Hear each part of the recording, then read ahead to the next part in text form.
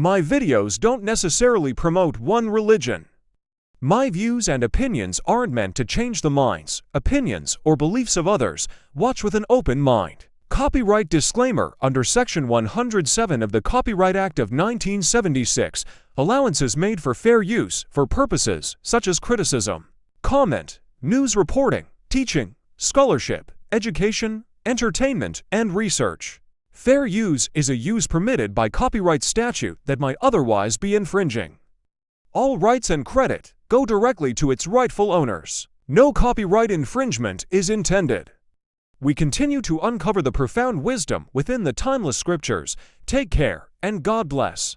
What should you look for when buying a house in 2025? Well, today we're going to discuss the 5 things that you need to know before you start looking at houses in 2025. The first thing you need to consider is, can you actually afford it?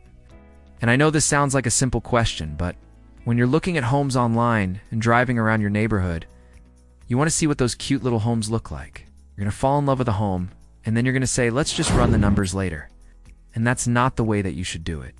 Because if you're getting a mortgage for $2,000 a month, well, guess what? That's probably going to be closer to $2,400 once you add in property taxes, homeowners insurance, and PMI. You need to run the numbers first, so that you do fall in love with a house that you can actually afford. How long are homes on the market? How many homes are on the market? Is inventory increasing or decreasing? Because depending on what's happening in your local market will depend on what type of offer you need to make. Are you carrying a lot of credit card debt? Do you have a low credit score? Have you recently gone through a divorce? Are you unemployed? Because if you answered yes to any of those questions, well, you need to get your ducks in a row before you start looking at houses. You'll want to make sure that you have a steady job, a good credit score, and a low amount of debt. In addition to that, you're going to want to make sure that your DTI, or your debt-to-income ratio, is less than 43%. No? And if you don't know what your DTI is, it's super easy to calculate. So all you need to do is add up all of your monthly debts, car payments, student loans, credit card debt, and then divide that number by your gross monthly income. Or, what I mean by that is your income before taxes. So if you make $10,000 a month, $8,000 after taxes, $10,000 is your gross income. If you have $2,000 worth of monthly debts, well, that means that your DTI is 20%, which is fantastic. Lenders love to see a DTI of less than 43%. The lower the better. If you have a DTI above 43%, well, you need to work on lowering that before you start looking at homes. Now, a quick and easy way to do that is to either increase your income or decrease your expenses. So pick up some extra shifts at work, or pay off some of your debt so that you can lower that number and qualify for a larger mortgage. For example, if it's a buyer or S market and you're in an area where there's tons of inventory and homes are sitting on the market for a while. So if you want to get ahead of the curve, please make sure that you follow these tips. Thank you so much for watching, and have a great day. Well, then you can take your time. You can make a low offer and maybe even make an offer below asking price.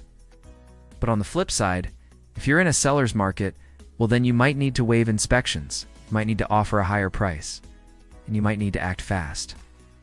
So you need to understand where you live, what's going on in your market, and what you need to do in order to win an offer.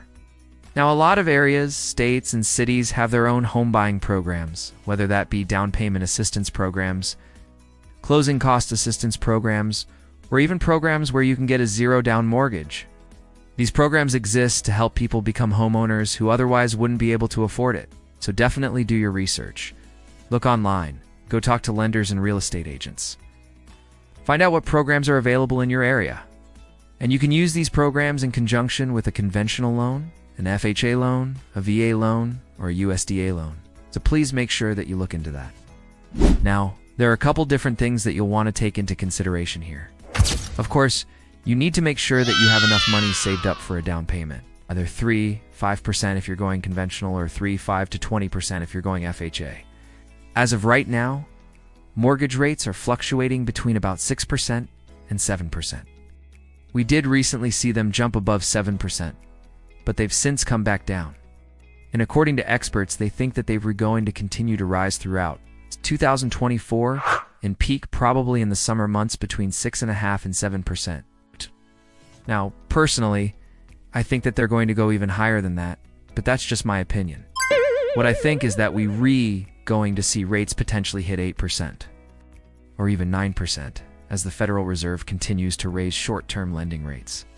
However, if you look back historically, we typically see mortgage rates follow short-term lending rates about 10 to 12 months later. So if the Federal Reserve continues raising rates throughout 2024, we can expect to see mortgage rates rise between 6, 5, and 7%. If they decide to pause, well, then we could see rates stay stagnant or even drop. Now, the reason why I mention this is because rates are expected to rise. So you might as well get it over with. Lock in a great rate and stop worrying about it. If rates drop, well, then you can always refinance later on. So please make sure that you talk to a lender, get pre-approved, lock in your rate, and that way you know exactly what you're going to be paying. What I mean by that is your property taxes, your homeowner's insurance, and any potential PMI that you might have to pay. Now, PMI stands for private mortgage insurance, and if you're re-putting less than 20% down on a home, chances are you're going to have to pay PMI. Now, if you have a really good credit score, and you were able to put down between 10 and 20%, chances are you can avoid PMI. But most likely, if you're putting less than 20% down, you're going to have to pay PMI. And we've seen a lot of buyers over the last year get caught off guard because they thought they could use their credit cards to put money down on a house. And yes, you can put your credit card towards your down payment, but you're going to pay ungodly amounts of interest. So please do not do that. Instead, go talk to a lender. Figure out how much you can borrow. They'll pull your credit, they'll tell you what your DTI is, and then you can figure out how much house you can afford based upon your income, your debts, and your other obligations. In addition to that, you're also going to want to make sure that you have your other costs covered. So when you're looking at homes, what you need to do is make sure that you factor in all of those additional costs so that you know exactly what you will be paying every single month, okay?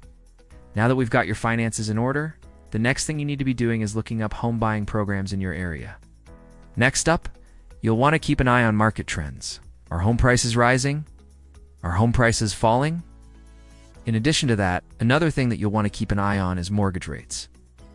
The final thing that you will want to do before you start looking at homes is take a good, hard look at your personal financial situation. All in all, 2025 is looking to be a very competitive year for home buyers.